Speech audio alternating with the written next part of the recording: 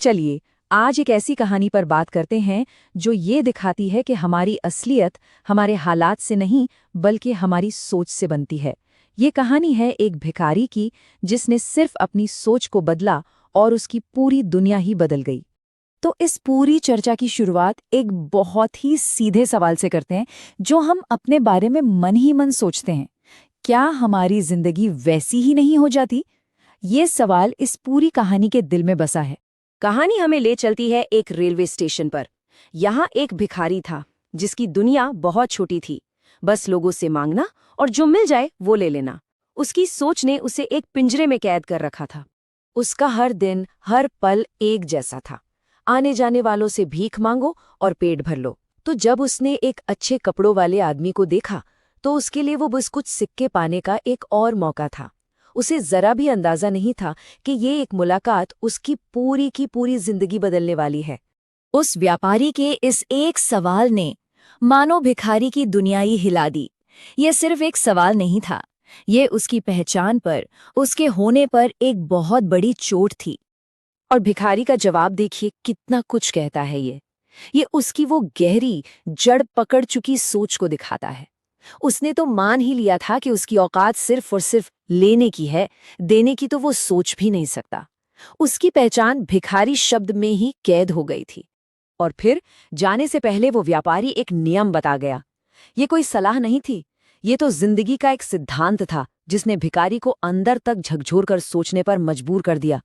वो आदमी तो चला गया, लेकिन उसके शब्द वो वहीं रह गए। वो शब्द उस भिखारी के दिमाग में किसी पहिए की तरह घूमते रहे। शायद पहली बार किसी ने उससे पैसों के बारे में नहीं बल्कि लेन देन के एक उसूल के बारे में बात की थी। तो ये नियम था क्या? बहुत सीधा सा नियम था कि अगर कुछ पाना चाहते हो तो पहले कुछ देना सीखो। ये सिर्फ व्यापार की बात नहीं है, ये तो जिंदगी का नियम है। मूल्य के बदले मूल्य। 2 दिन, पूरे 2 दिन तक वो भिखारी बस एक ही कश्मकश में रहा कि आखिर मेरे पास ऐसा क्या है जो मैं किसी को दे सकता हूं। ये जो अंदरूनी संघर्ष था ना, यही एक बहुत बड़े बदलाव की शुरुआत थी। अब वो सिर्फ एक लेने वाला बनकर नहीं रहना चाहता था। और फिर जैसा कि अक्सर होता है, जब कोई शिद्दत से जवाब खोजता है तो समाधान कहीं आसपास ही मिल जाता है। स्टेशन के पास खिले हुए जंगली फूलों ने उसे एक नया रास्ता दिखा दिया। इस स्लाइड पर हम उसके बदलाव की पूरी प्रक्रिया को देख सकते हैं।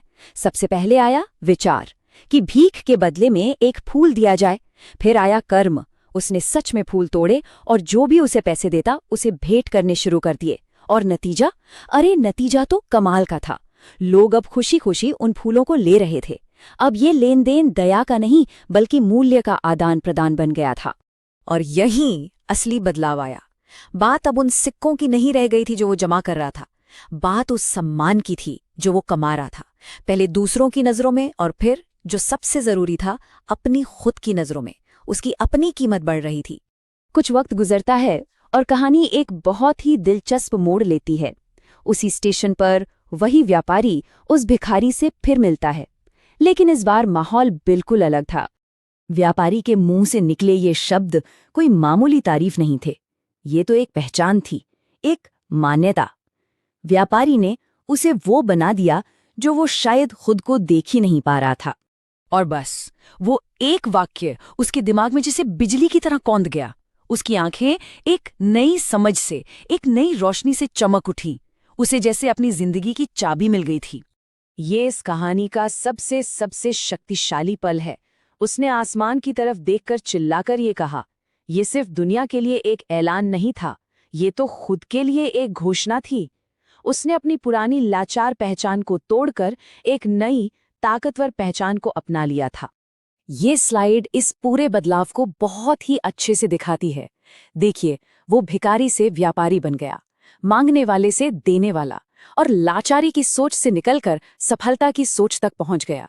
ये सिर्फ बाहरी नहीं बल्कि एक पूरा का पूरा मानसिक परिवर्तन था। जानते हैं उस दिन के बाद क्या हुआ? वो भिखारी उस स्टेशन पर फिर कभी नहीं दिखा। क्यों? क्योंकि वो भिखारी तो अब रहा ही नहीं था। उसकी सोच बदल चुकी थी और अब उसकी पूरी जिंदगी बदलने वाली थी। ये सफर कुछ इस तरह आगे बढ़ा। पहले दिन एक चुनौती मिली, तीसरे ही दिन उसने उस पे काम करना शुरू किया। कुछ हफ्तों बाद उसे अपनी नई पहचान का एहसास हुआ और देखते ही देखते कुछ ही महीनों में वो एक सफल फूलों का व्यापारी बन गया। लगभग 6 महीने बाद जब वो दोनों तीसरी बार मिले तो सब कुछ बदल चुका था। सामने कोई भिखारी नहीं, बल्कि एक सफल, आत्मविश्वास से भरा हुआ व्यापारी खड़ा था। उसने व्यापारी से कहा, उस दिन आपने मुझे ये नहीं बताया कि मुझे क्या करना है। आपने तो मुझे ये बताया कि मैं असल में कौन हूं। सबसे बड़ा तोहफा कोई सलाह नहीं होती, बल्कि किसी को उसकी असली पहचान का आईना दिखाना होता है। तो इस पूरी कहानी से हम क्या सीख सकते हैं? पहली बात कि कुछ भी पाने के लिए हमें पहले कुछ देना होगा। दूसरी, हमारी पहचान हमारे हालात तय नहीं करते, हमारे चुनाव तय करते हैं। सफलता कहीं बाहर नहीं बल्कि हमारी अपनी सोच के अंदर ही छिपी होती है। और सबसे आखिर में कि अगर हमें कुछ बड़ा बनना है तो हमें पहले बड़ा सोचना होगा। और अंत में ये सवाल हम सब के लिए है, ऐसी कौन सी पुरानी सोच या पहचान है जो हमें आगे बढ़ने से रोके हुए है? क्योंकि जैसा इस कहानी ने दिखाया, जब सोच बदलती है तो जिंदगी खुद ब खुद बदल जाती है।